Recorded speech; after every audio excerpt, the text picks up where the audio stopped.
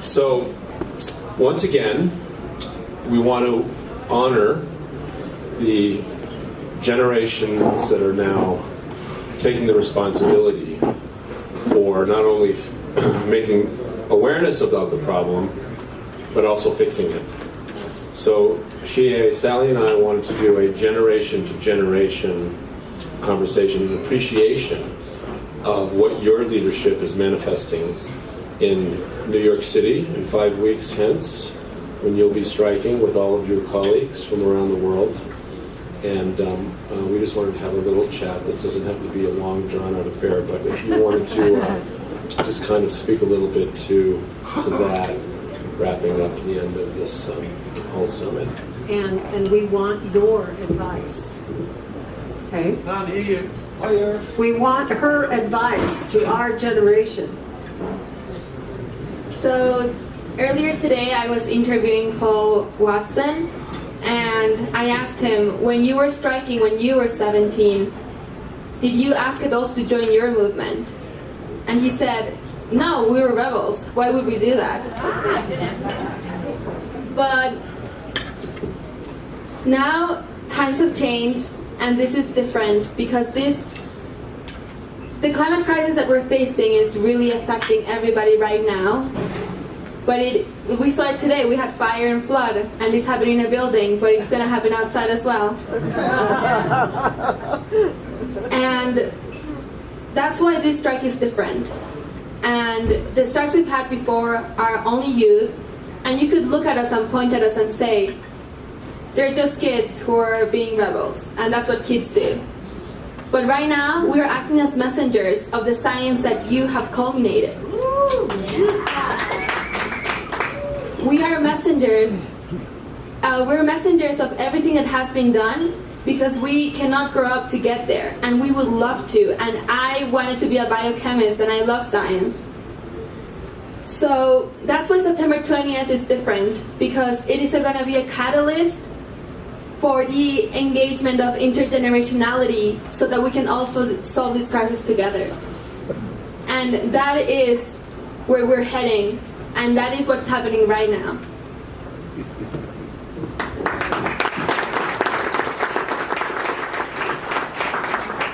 So the march in New York is on September 20th. And you and others have been organizing, not just in New York, but around the world. Tell us a little bit about what's happening around the world. How many and where? Yeah, so Greta Thunberg started striking on August 20th of 2018, which is 1 year ago in 2 days. So we're very happy that she's going to have her 1 year anniversary of striking. And from there, she started as a single person walking out, demanding change, and that grew into a movement.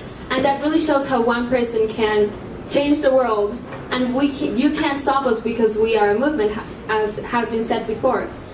So the strike started happening in Sweden, then they expanded all over Europe, and now we have over 120 countries organizing, with over 6,000 people pledging to organize for September 20th.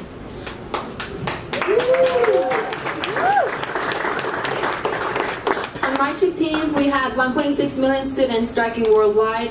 Then we had 1.9 on May 24th. And now on September 20th, we want to have millions of people striking all over the world. And what you need to know about global strikes is they happen every 3 months. So it's not like September 20th is going to be it and then that's it. We're going to have one right after that.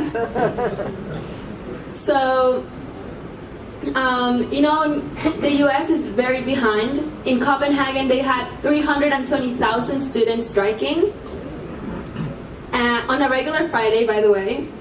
And us, in the biggest Friday that we've had, we had 5,000 students in New York.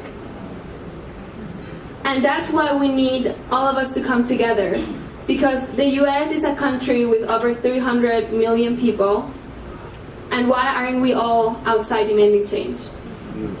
Greta, the last time that Sally and I were in New York striking, but we were marching. We were marching as part of the climate march in 2014, and I believe those numbers were pretty large. I think that we had about 600,000.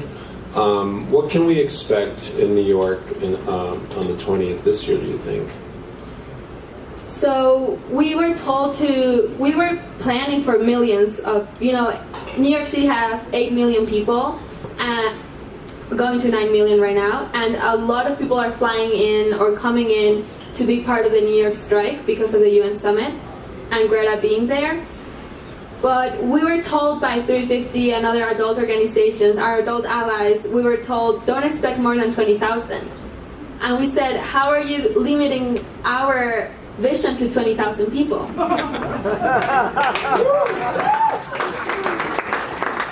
So we really want this to be over 500,000 people at least, because that's the precedent that we have. And the outreach that has to be done, you can help with that outreach. And we are doing that we've been doing this for 2 months already. And the kind of outreach that we're doing is creative. So we're actually having people sing in subway stations, and then they ask, what are you singing for? The climate strike. We're having art builds, we're having climate poetry, we're having music shows, we are writing our press release, writing op-eds, and we've been published in the UN, well, not published, but our press release was shared on the UN website, and it was posted on many other newspapers. And so we're really reaching people through social media, through news outlets, through press that we get as individual strikers, and through engaging our community into letting them know what we're doing and how they can get involved. So what do you expect to happen at the UN specifically in their negotiations? What do you want to be different, or what do you think actually will be a result of your march? So the reason why we strike outside of the UN every Friday is because the UN represents the international community of leaders that can affect change in their countries and in their communities. But we do know that the UN cannot hold governments accountable. But we can hold our governments accountable. And that's what's important. International agreements are important, but we need to tackle local policy, state policy, federal policy. And in New York, we passed the CLCPA, the Dirty Buildings Bill, and it's all because of international agreements. So what we're hoping is that the September 20th climate strike is going to put pressure on international leaders that are going to meet on the 23rd. And that's why we chose the 20th. There is no other reason rather than we want the international community to say that they're going to protect our future. Wow. So, how can we in this room help you achieve your goals? I, for one, will stand in solidarity. I will strike with you. I will commit to going to New York. Maybe we should ask to see a show of hands and see who else might want to join us in New York City to do that. Okay, so now you have the Arde family, but maybe you can say. Yeah, if you cannot come to New York, don't worry. If you go to strikewithus.org and put your zip code, you're going to be directed to your local strike. And there's over 100 strikes nationally. So no matter where you are, there is going to be a strike. And if there's not, you can host your own. Host your own strike.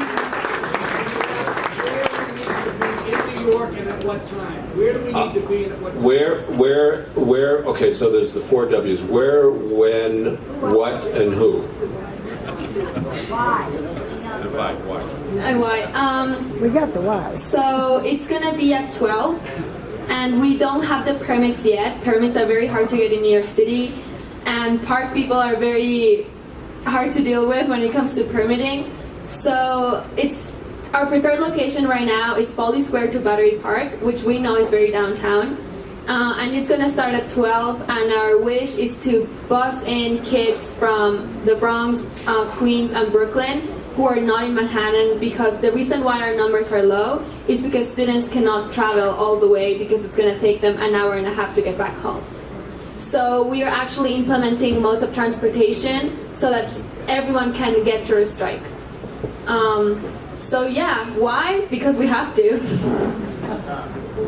So are you going to take a delegation from the strike directly to the UN? Can you get in? Can you do a sit down in the UN?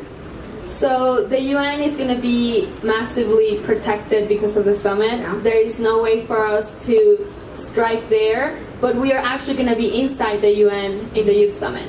So I know Alexandria Villaseñor, my co-leader in New York City, and I are both going to be in the inside in the UN Summit representing youth.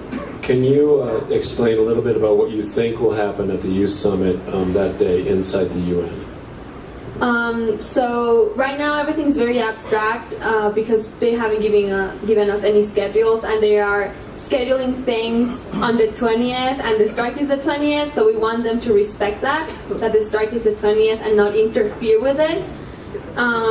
But what we want to happen is to build relationships with international youth who are arriving to the summit, because that's one of the most important things for our movement to grow organically and internationally in a way that we actually know who we're talking to and connecting with.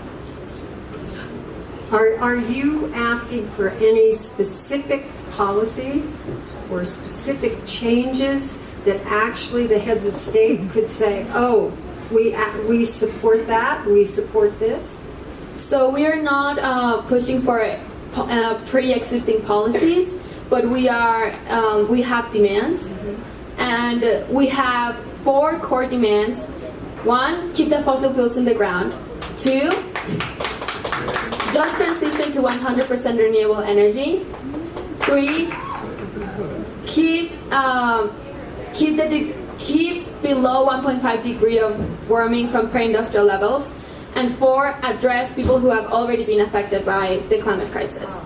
And if you don't know, there's 600 governments who have declared climate emergencies since the strike started. So we are also asking everyone who wants to support the youth movement to declare climate emergencies in their countries. Fantastic. Fantastic.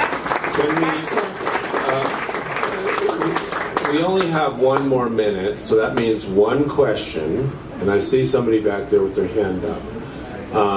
Now, I think you need to have a microphone, or else nobody will hear you. So here you. I'll stand up and shout it out. I just need the website again. Website. Strikewithus.org. Strikewithus.org. Can we have a big hand for our youth leader, please?